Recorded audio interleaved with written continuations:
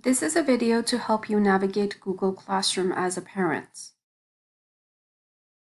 I'm going to start with the plus sign up here. So if your child has to join a Google Classroom, they would click on the plus sign and click on Join Class. The teacher will have provided a class code that the child can enter over here and then click on Join, and that helps them join the Google Classroom. Another way that teachers use is by adding students directly through email. So the child will get an email notification asking for them to join that classroom. I'm going to start from the left-hand side and then work my way towards the right on each screen so that it's easy for you to follow. If you click on these three lines or the pancakes, you're going to find a couple of useful features from Google Classroom.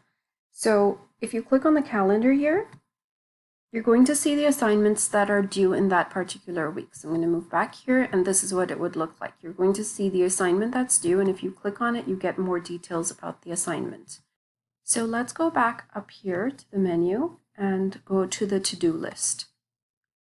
The to-do list is basically an entire list of assignments that the student has to complete, so either has to do or the assignment has been done and handed in.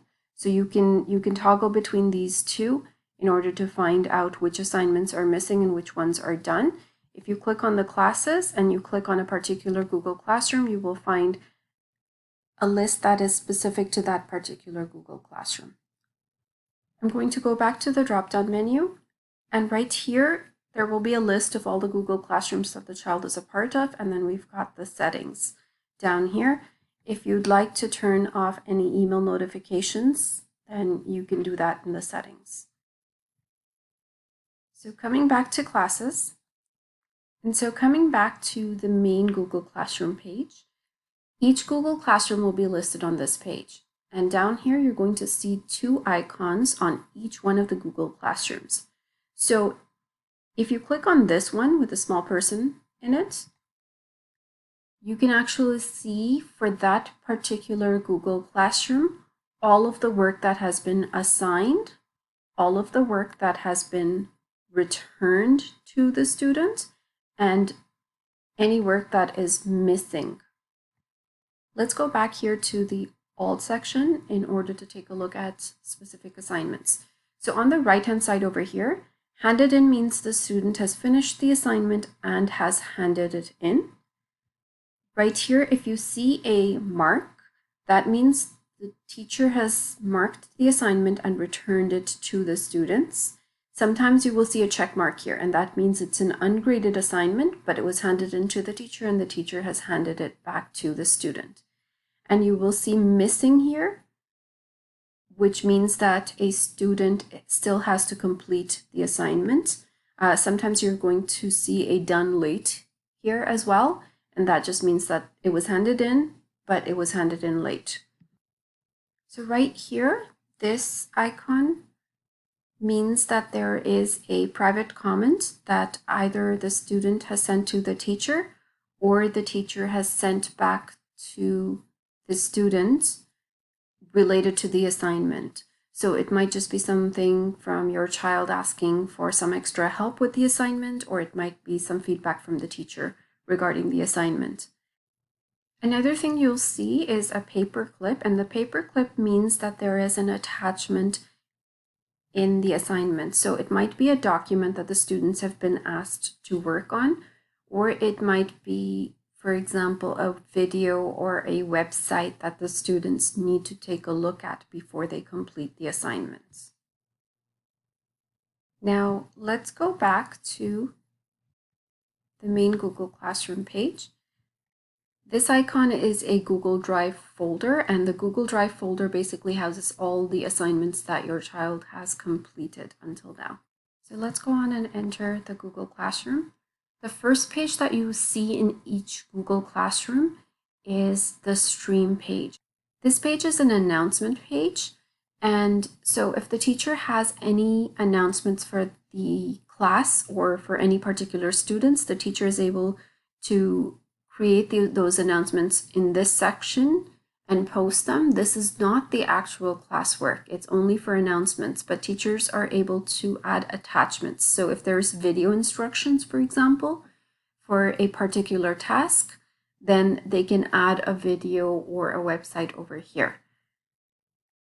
In this section over here, you're going to see all the upcoming assignments. So this week, there's no assignment, but if there are any assignments that are due this week, they're going to show up in this bar right here. And if you click on View All, it takes us back to the section that we viewed earlier that shows all the assignments that have been assigned, those that have been returned with a grade, and those that are missing. And remember that this can also be accessed from outside the Google Classroom from this icon right here. I'm going to go back into the Google Classroom and move on to the classwork page. The classwork page is where all of the assignments and tasks are posted. So let's take a look first at this column right here. Sometimes teachers will develop these headings for the work that is being assigned, and you'll see it organized in different ways. So some teachers will put dates here. Some teachers will put different strands here. So for example, data management or geometry. And so you'll see this organized in a different way. It's basically to help the students navigate it in an easier way. And typically the students understand how it's being broken up, because that is how the teacher has organized it in the classroom. So coming up here, once again, this is the same icon that was on the main page as well. View your work will tell them what has been assigned, what is missing, and what has been handed back.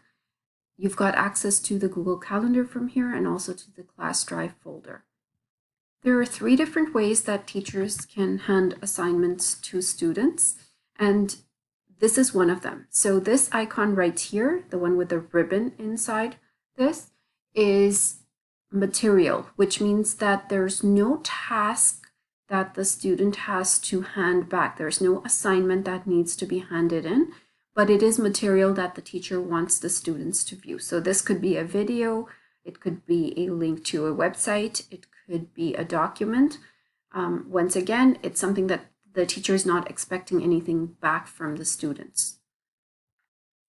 This icon right here represents an assignment, and so let's just take a look here. We've got the title, we've got the date it was posted, and then the instructions, and we've got attachments over here. Sometimes this is going to be multiple attachments, so you might see one video, one website, and then the actual task that the student has to complete. If that Google document has been attached, your child will see it here, and they can just click on it to enter it. If it has not been attached and the student wants to create one, they can click on Add and then click on Docs, and it creates a new Google Doc. And then students can simply enter their responses into this document right here.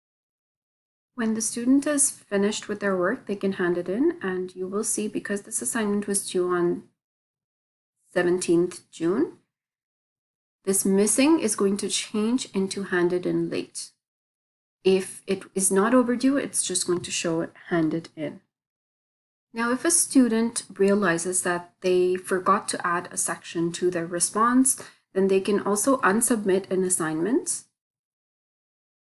and that gives them access to the document once again. They can go ahead and make their corrections and then hand it in once more. Now let's go back to our Google Classroom and go back to the classwork page. The third type of assignment is a question, and that is very similar to an assignment. You have a question posted, there may be materials for the students, and the students will type in their response in this section right here.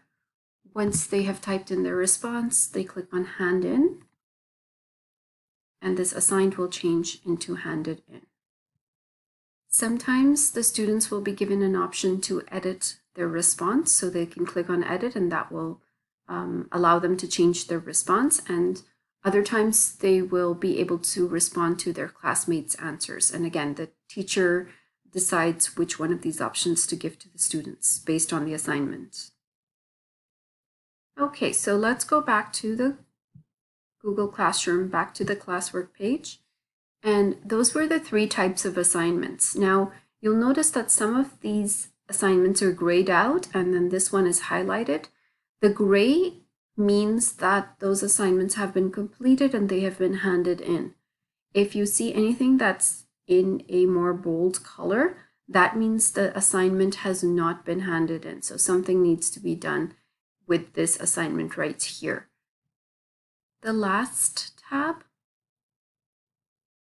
in this Google Classroom is the People page, and here you will see a list of the teachers who are in this classroom, and down here you're going to also see a list of all the students that are in this Google Classroom. This tab does have more functionality on the teacher end, but on the student end it is a list of all the teachers and the students. One of the most important features in Google Classroom is the interaction amongst students and teachers. And so I've come back into one of the assignments here. Down here, you're going to see class comments, and a class comment is a comment that the student is sharing with the entire class. So if a student wants to ask a question that they think should be posted for the entire class to see, or if they have a comment, they will post it down here. If the student wants to interact only with the teacher, they will type a comment in the private comments area over here, and that comment is only for the teacher to see, and any reply from the teacher is also going to be a private comment back to the student. I hope this video has been helpful for you to understand how Google Classroom works and will help you navigate through it to support your child.